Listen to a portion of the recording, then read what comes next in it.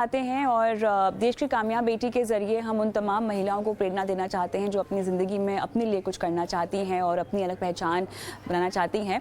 लेकिन क्योंकि हम आपके पैसों का ख्याल रखते हैं और ऐसे में बहुत ज़रूरी है आपको बताना कि किस तरह से आपको धोखाधड़ी से बचना चाहिए। तो जैसे जैसे हम देख रहे हैं टेक्नोलॉजी बढ़ रही है, देश अलग अलग दिशा में तरक्की भी कर रहा है। टेक्नोलॉजी की मदद से खासकर मोबाइल फ़ोन से लोग घर बैठे बैठे पूरी दुनिया को मुट्ठी में कर लेते हैं। अब गाँव और शहर के बीच दूरी भी खत्म हो गई है। मोबाइल फोन से लोग घर के राशन से लेकर लग्जरी चीजों को ऑर्डर कर सकते हैं, लेकिन बदलती टेक्नोलॉजी के चलते अलग अलग तरह की ऑनलाइन चोरी को काफी बढ़ावा भी मिल रहा है। रोजाना लाखों लोग ऑनलाइन ठगी के शिकार हो रहे हैं। स्कैमर्स लोगों को ठगने के लिए नए नए पैतरे भी अपना रहे हैं। साइबर ठगों की कोशिश होती है कि आम आदमी को किस तरह से चूना लगाया जाए ताकि उसे खबर भी ना हो, और कई बार ये ठग जो हैं आपको ईमेल करते हैं तो कई बार फोन करके आपकी बैंकिंग डिटेल्स आपसे मांगने की कोशिश करते हैं। स्कैमर्स कुरियर डिलीवरी के नाम से लोगों को चूना लगाने का काम फिलहाल करते हुए दिखाई दे रहे हैं। तो हो सकता है कि आपके पास भी ऐसा मैसेज आया हो। इसीलिए आज हम आपको एक ऐसी केस स्टडी के जरिए समझाने की कोशिश करेंगे कि किस तरह के मैसेजेस आने पर आपको सावधान हो जाना चाहिए, कैसे फेडेक्स स्कैम से आप बच सकते हैं। बातचीत करने के लिए मेरे साथ जुड़ गए हैं Ritesh Bhatia, cyber crime investigator और फाउंडर वी4वेब cyber security. Ritesh, good evening, स्वागत है आपका आईटी मनी बनो अपना फाइनेंस मिनिस्टर में। तो अब ये नए तरीके का स्कैम आ गया है, फेडेक्स स्कैम। ये किस तरह से धोखाधड़ी होती है, किस तरह से लोगों को चूना लगाया जाता है, जरा इस स्कैम के बारे में हमको समझाइए। पहले बहुत धन्यवाद कि आप ये सारे अवेयरनेस प्रोग्राम्स करते हैं, तो इससे काफी जागरूकता फैलती है, तो ये बहुत अच्छा काम कर रहे हैं आप। अभी जहां तक ये कुरियर स्कैम्स की बात है, मैं सिर्फ फेडेक्स को नहीं लूंगा, यहाँ पे बाकी भी और हैं, लेकिन हाँ, हाल ही फिलहाल में जो भी स्कैम्स हुए हैं उसमें फेडेक्स का नाम आया हुआ है। तो इसमें क्या होता है, आपको कोई भी एक नंबर से कॉल आएगा, और वो व्हाट्सएप कॉल भी नहीं है, एक्चुअल नंबर है जहां से आपको कॉल आएगा। वो कहेंगे कि देखो, हम फेडेक्स से बात कर रहे हैं, और क्या आपका नाम ये है, आपका एड्रेस ये है, आपका क्या बैंक अकाउंट नंबर ये है। आप सब चीजों के लिए हाँ बोलोगे, क्योंकि उनके पास आपकी सारी डिटेल्स है। और ये डिटेल्स कैसे मिलती है, क्योंकि बहुत सारी कंपनीज का जो डेटा ब्रीचेस हो रहा है ना, उसके द्वारा ये सारी डिटेल्स मिल जाती है उनको। तो यहाँ पे कंपनीज के लिए भी एक बहुत बड़ी जवाबदारी आती है कि वो हमारा जो सिटीजन का डेटा है उसे प्लीज अच्छी तरह प्रोटेक्ट कीजिए, नहीं तो ये सारे इश्यूज होंगे। तो अभी वापस से स्कैम पे जाते के बारे में बात करने में, इसमें फिर उन्होंने जो कॉल किया है, आप बोलोगे हाँ ये सब मेरे ही डिटेल्स है, और इसके अंदर क्या रहेगा, वो आपको कहेंगे कि आपका आपके नाम से एक पार्सल भेजा गया है विदेश में या और कोई जगह में, और उस पार्सल में नार्कोटिक सब्सटेंसेस पाए गए हैं, ड्रग्स पाए गए हैं, कुछ फर्जी नोट्स भी मिले हैं, कुछ पासपोर्ट्स मिले हैं, कुछ बहुत सारे सिम्स मिले हैं। ऐसे वो आपको बताना चाहेंगे कि आप कुछ इलीगल काम कर रहे हो, आप ये सारी चीजें बाहर देशों में सप्लाई कर रहे हो। इसके लिए आपको और वो बताएंगे कि ये ऐसा हुआ है। जाहिर सी बात है कि आप थोड़ा डर जाएंगे, और वो आपको और डराएंगे ये कह के कि ठीक है, एक मिनट, हमारा हॉटलाइन कनेक्टेड है पुलिस के साथ, आप इन पुलिस ऑफिसर से बात कीजिए। तब जाके आप आप और घबरने वाले हैं, क्योंकि अभी आप एक पुलिस ऑफिसर से बात कर रहे हो।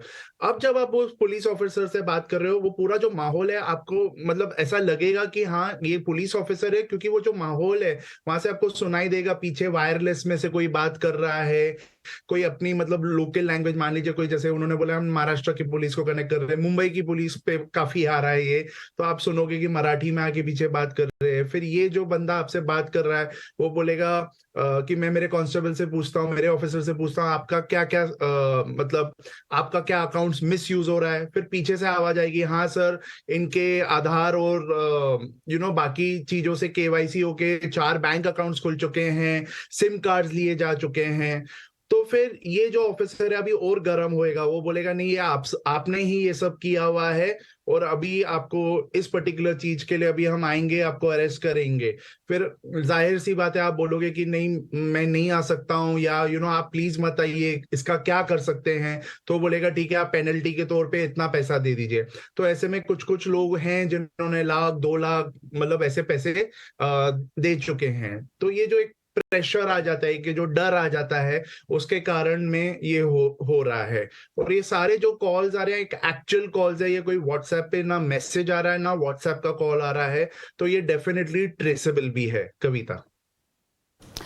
चलिए, आपने बहुत ही बढ़िया तरीके से बताया कि किस तरह से ये स्कैम हुआ है और हम इस पर आगे चर्चा करें उससे पहले दर्शकों को हम कुछ विजुअल्स दिखाना चाहते हैं। फिलहाल जो रितेश ने समझाया है वो एक कॉल के ज़रिए हुआ है, लेकिन बहुत सारे मैसेजेस भी लोगों को आ रहे हैं, भले ही वो टेक्स्ट मैसेजेस के फॉर्म में हो, ईमेल हो या व्हाट्सएप मैसेजेस हो। तो इनसे आपको थोड़ा सा सतर्क रहना है और बिना पूरी तरह से जानकारी लिए आपको इस तरह के मैसेजेस पे बिल्कुल रिस्पॉन्ड नहीं करना है। इनफैक्ट आपको शिकायत करनी है कि आपको इस तरह का मैसेज भी आया है। देखिए, टेक्स्ट मैसेज हैं, ईमेल हैं, व्हाट्सएप है, सभी तरह की कम्युनिकेशंस का सहारा लेते हैं ये फ्रॉडस्टर्स।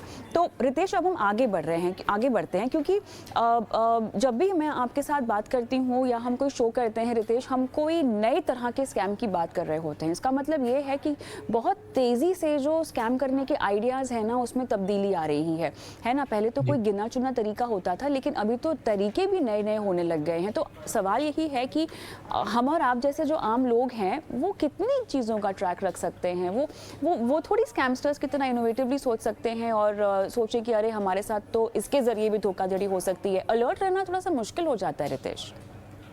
जी, मैं समझ रहा हूँ आपकी बात, क्योंकि अभी जैसे पहले अभी ये बीच में इलेक्ट्रिसिटी स्कैम इतना बढ़ गया था, वहां पे काफी सारे लोगों का पैसा जा चुका है। अभी ये दूसरा नवा तरीका का ये फेडेक्स का जैसे ये कुरियर स्कैम्स आ चुके हैं, कल जाके पता नहीं और क्या आ जाएगा। तो हर चीज में मतलब हर चीज का एक अवेयरनेस होना भी पॉसिबल नहीं है, क्योंकि ऐसा नहीं है कि आप रोज ही एक न्यूज देखोगे या पढ़ोगे और अवेयर रहोगे। जब तक हम बात कर रहे हैं शायद एक नवा स्कैम आ गया होएगा।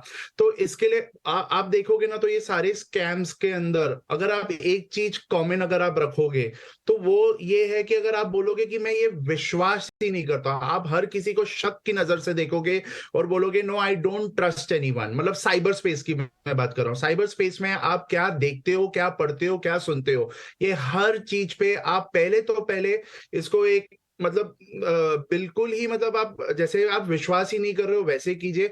तो फिर आप क्या करोगे नेक्स्ट स्टेप? पहले आप विश्वास मत करो। सेकेंडली, अभी आप इसको वेरीफाई करो कि क्या ये सही चीज है।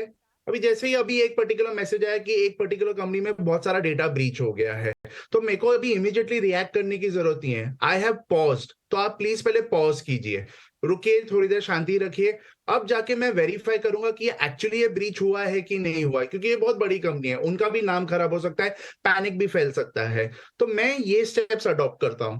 फर्स्ट, पॉज और डोंट ट्रस्ट, जिसको हम बोलते हैं जीरो ट्रस्ट रखिए, और फिर जाके वेरीफाई कीजिए। अगर आप ये हर चीज में करोगे, मान लो आपको कोई भी मेल आता है जो कहता है कि आपका अकाउंट ब्लॉक हो गया है, इंस्टाग्राम का अकाउंट ब्लॉक हो गया है, पॉज कीजिए, आप पहले जाके वेरीफाई कीजिए, जाइए अपने मोबाइल से देखिए कि अगर वो ब्लॉक होएगा तो आपके मोबाइल पे भी नहीं खुलेगा। इमीडिएटली जाके से रिएक्ट मत कीजिए, आप एक फियर में मत आइए, आपको ये प्रेशर में मत आइए। अगर आपने अपने आप पे इन चीजों पे काबू पा लिया ना, तो आपके साथ फ्रॉड होने के chances is, trust me, is only and only 1%। Alright, जितना हो सकता है आपको सतर्क रहने की ज़रूरत है, जागरूक रहने की ज़रूरत है। लेकिन आज की तारीख में जो कोई विक्टिम बन चुके हैं, क्योंकि रितेश बहुत सारे लोग तो ऐसे हैं जो फॉलो अप ही नहीं करते हैं, जिनके साथ अगर धोखाधड़ी हुई भी है, स्कैम हुआ भी है, वो उसको वहीं छोड़ देते हैं, हिम्मत ही नहीं जुटा पाते कि कहीं जाएं और मदद की मांग भी करें। लेकिन अभी जिन स्कैम्स की हम बात कर रहे हैं ये तो लाखों में हुए हैं। अब ऐसे में बहुत ज़रूरी है कि बैंक्स को अप्रोच किया जाए और कहीं ना कहीं जो एडमिनिस्ट्रेशन है, जो स्टेक होल्डर्स है, उनका ध्यान केंद्रित किया जाए। अगर आप एक विक्टिम हैं तो आपके लिए मदद कहाँ मिलेगी? तो पहले कभी भी आपके साथ फाइनेंशियल फ्रॉड हुआ ना, ये याद रखना, अपने रजिस्टर्ड मोबाइल नंबर से ही 1930 इस नंबर पे आप फोन कीजिए, वहां पे आप बता दीजिए। और मैंने देखा ये काफी इफेक्टिव है। हाल ही में किसी ने मतलब कंप्लेन किया था, और क्योंकि उन्होंने जल्दी से जल्दी कंप्लेन किया है, इस नंबर पे कॉल करके, सिर्फ कॉल पे जाके उनका कंप्लेन रजिस्टर हो गया। तो ये मतलब ये एक चैनल हुआ। दूसरा है, आप वेबसाइट पे जा सकते हो cybercrime.gov.in।